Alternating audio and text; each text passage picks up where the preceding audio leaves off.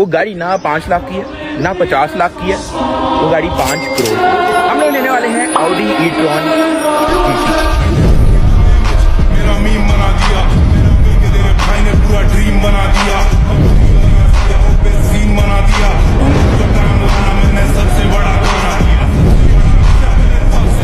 अल्लाह का लाख लाख शुक्र, अल्हम्दुलिल्लाह अल्हम्दुलिल्लाह हमारी डील डन हो चुकी है। ये गाड़ी मेरे नाम हो चुकी है। भाई मैं तुम लोगों को अभी सब बता नहीं सकता इस वक्त।